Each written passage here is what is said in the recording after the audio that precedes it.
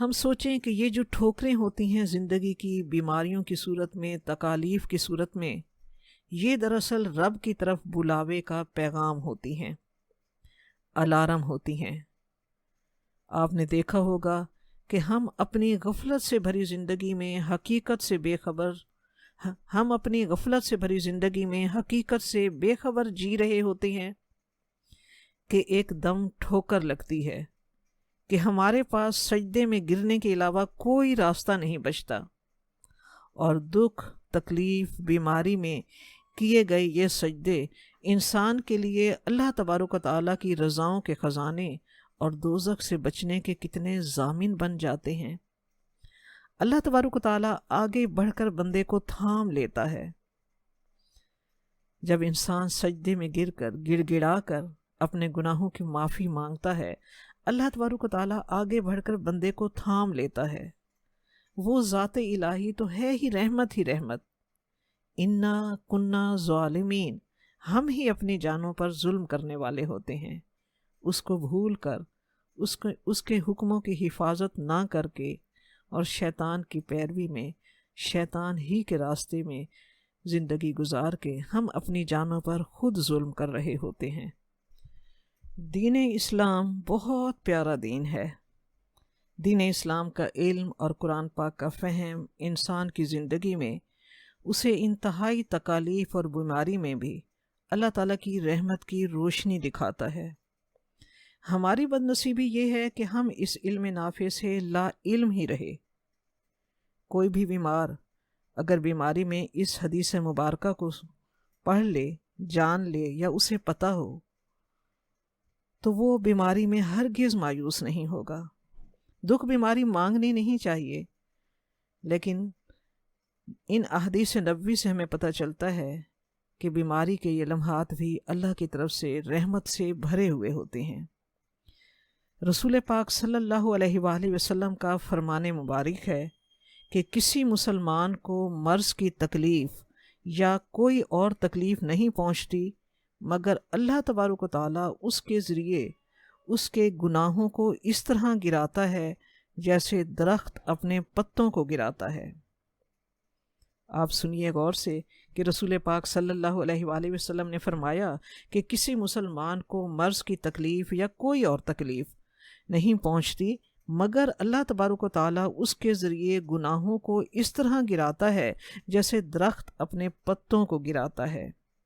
ایک لمحے کے لیے آپ پت جھڑ میں درخت کے پتوں کے گرنے کا منظر اپنے تصور میں لائیں۔ یقین جانیے میں نے خزاں کے موسم میں درخت کے پتوں کو گرتے دیکھا۔ درخت کے نیچے کی زمین روز اس کے گرے ہوئے پتوں سے بھری ہوئی ہوتی تھی۔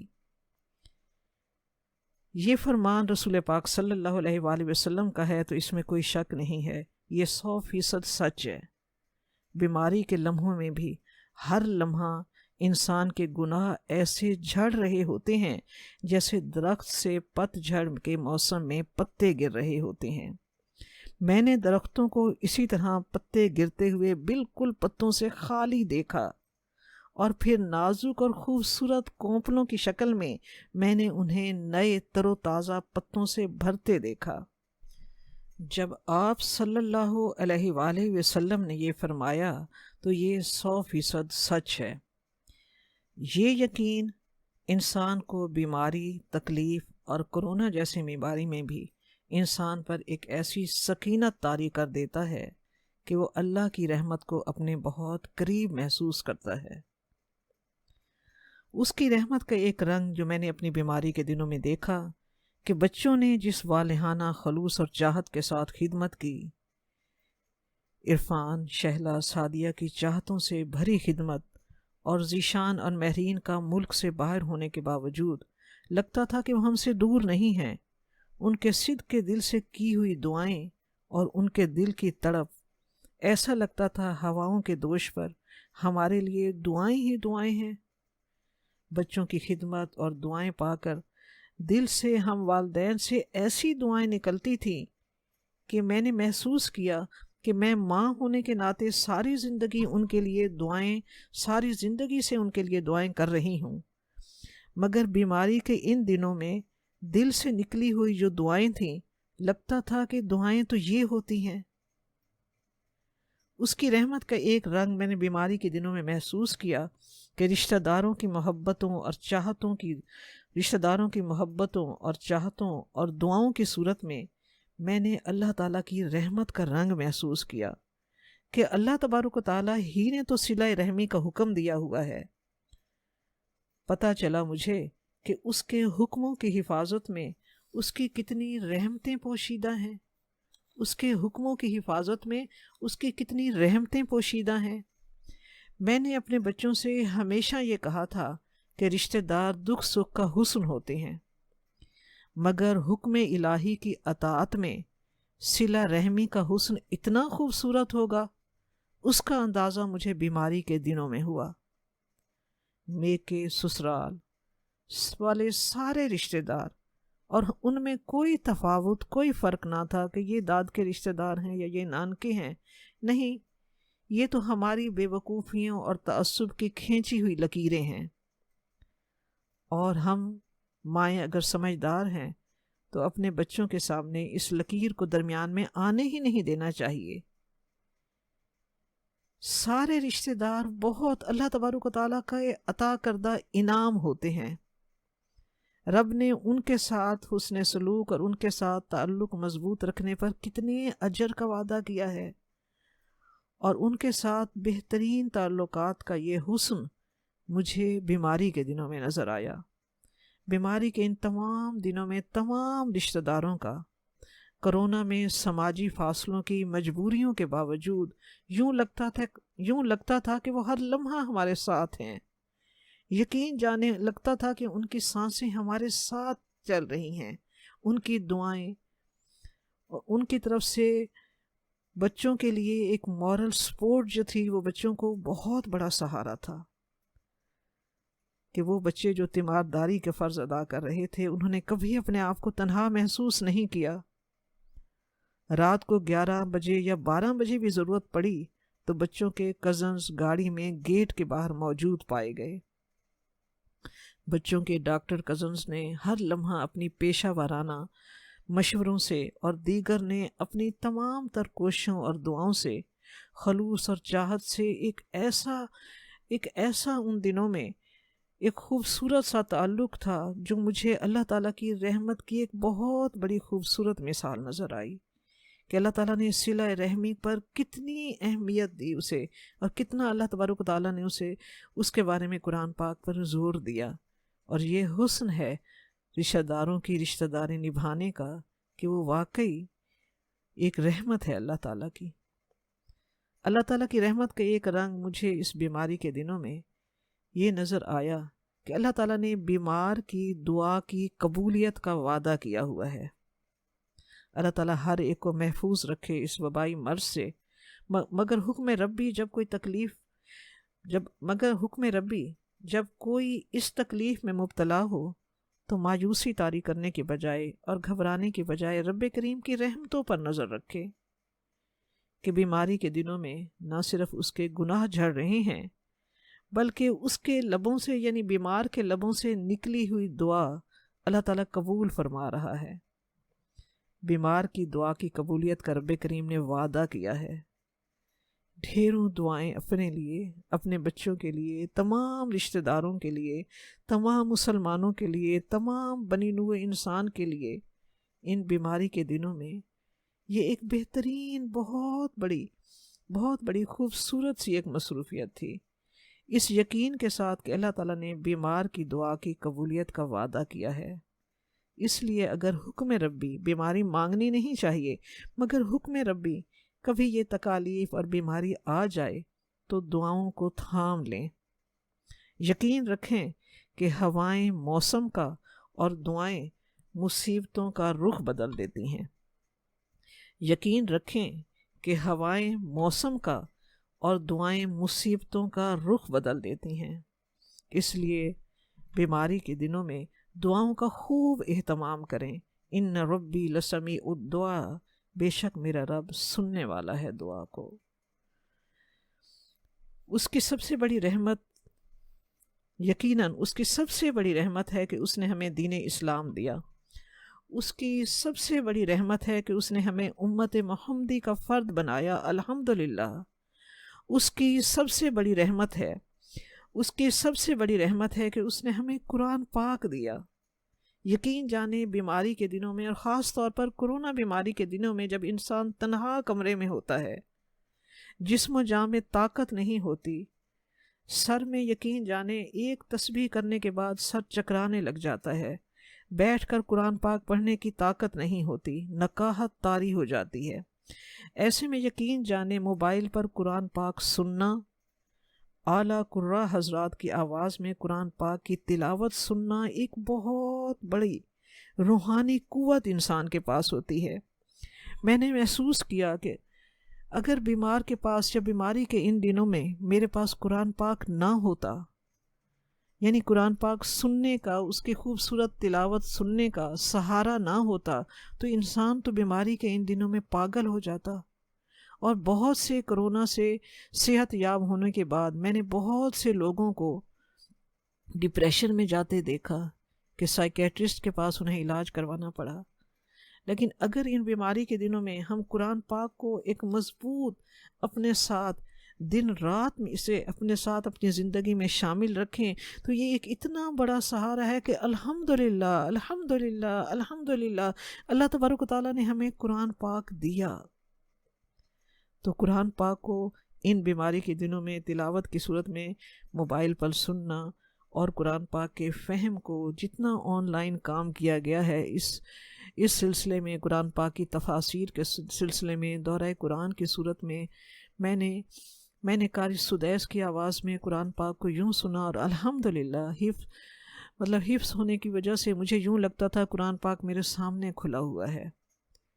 اور قرآن پاک کی تفسیر ڈاکٹر استاذہ فرحت ہاشمی کی سپارہ ڈیلی سنا، تو وہ اتنا پیارا وقت گزرتا تھا، اور اتنی دعائیں ان کے لیے نکلتی تھیں کہ انہوں نے اتنا خوبصورت کام کیا ہے کہ بستر پر لیٹے ہوئے بیمار مریض کے لیے وہ کتنی بڑی قوت ہے۔ ان کی یہ محنت، ان کی یہ کوشش، اور جن کو راہ حضرات نے خوبصورت تلاوت یہ ریکارڈ کی ہے، ہمارا بیماری کے دنوں میں بیمار کا یہ سننا ایک بہت بڑی روحانی قوت کا باعث بنتا ہے۔ تو مجھے قرآن پاک بھی اس کی رحمت کا ایک رنگ نظر آیا۔ مجھے بیماری کے دنوں میں اللہ تبارک و تعالیٰ، تیرا یہ بہت بڑا احسان ہے کہ تو نے ہمیں قرآن پاک دیا، تیرا بہت بڑا احسان ہے کہ تو نے ہمیں مسلمان گھرانوں میں پیدا کیا، تیرا بہت بڑا احسان ہے کہ تو نے ہمیں رسول پاک صلی اللہ علیہ وآلہ وسلم کا امتی بنایا، تیرا بہت بڑا احسان ہے کہ تو نے بیمار کی دعاؤں کی قبولیت کا وعدہ کیا، تیرا بہت بڑا احسان ہے کہ تو نے بیماری کے دنوں میں انسان کے ہر لمحہ گناہوں کے جھٹ جانے اور گناہ کے معاف کرنے کا وعدہ کیا ہے۔ الحمدللہ، وہ ذات الہی تو ہے ہی رحمت ہی رحمت۔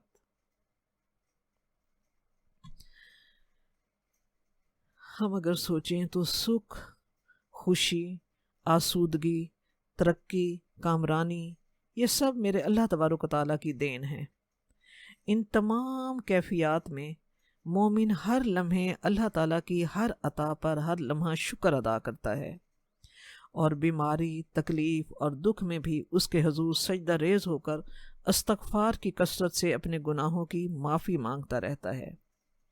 سنن ابن ماجہ میں ہے کہ رسول پاک صلی اللہ علیہ وآلہ وسلم نے فرمایا کہ اللہ تبارک و تعالیٰ جب کسی قوم سے محبت کرتا ہے تو اس کو آزمائش میں مبتلا کر دیتا ہے، پھر جو کوئی اس سے راضی رہا اسے رضا حاصل ہو گئی، اور جو کوئی ناراض ہوا اس کے لیے ناراضگی ہے۔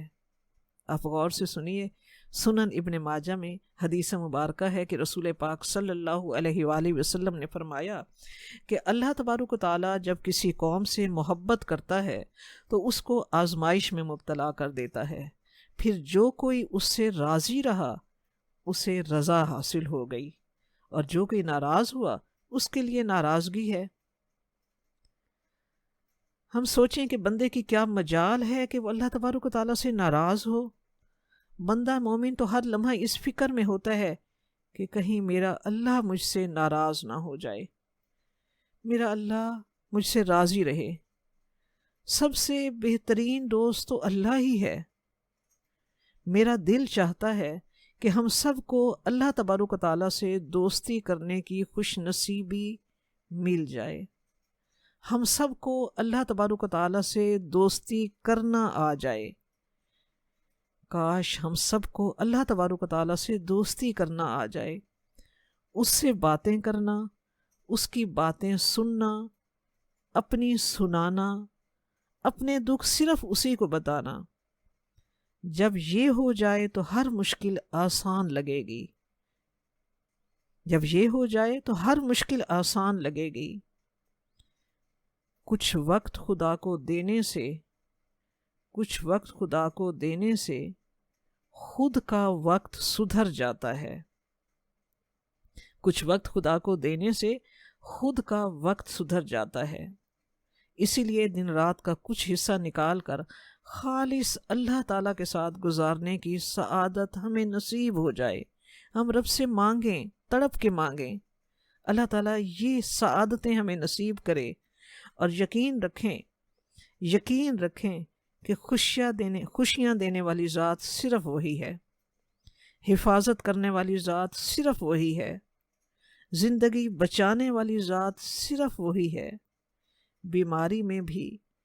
بیماری بھی صرف اسی کے حکم سے آتی ہے اور صرف اسی کے حکم ہی سے جاتی ہے۔ میں صدق کے دل سے گواہی دیتی ہوں کہ وہ ذات تو رحمت ہی رحمت ہے، وہ بچانا چاہے تو وہ بچاتی ہے، وہ حفاظت کرنا چاہے تو وہ حفاظت کرتی ہے۔ اس کی طرف سے جب اس کی رضا اور اس کی طرف سے جو حکم ہوگا وہی حکم ہی اصل حکم ہے۔ بیماری میں بھی رب ہی سے اس کی رحمت کی بھیک مانگنی چاہیے، کیونکہ خدا جس کی حفاظت کی قبا جب تھام لیتا ہے تو پھر مکڑی کے جالوں کی وہ چادر تان لیتا ہے، تو پھر مکڑی کے جالوں کی وہ چادر تان لیتا ہے۔ اگر وہ زندگی لکھ دے سمندر راہ دے دے گا، اگر وہ زندگی لکھ دے سمندر راہ دے دے گا، اگر وہ موت لکھ دے تو مچھر جان لیتا ہے، اگر وہ موت لکھ دے تو مچھر جان لیتا ہے۔ اللہ تعالیٰ آپ کو، ہم سب کو ہر آزمائش سے اور اس وبائی مرض سے محفوظ رکھے۔ ہر آزمائش سے اللہ تبارک و تعالیٰ ہم سب کو، ہر مومن مسلمان کو محفوظ رکھے، ہاں، اور ہم اس کی رحمتوں کے سائے میں، اس کی رضا کے راستے پر، ہمیں اللہ تبارک و تعالیٰ ہمیں اپنی رضا کے راستے پر چلنے کی توفیق عطا فرمائے۔ آمین ثم آمین۔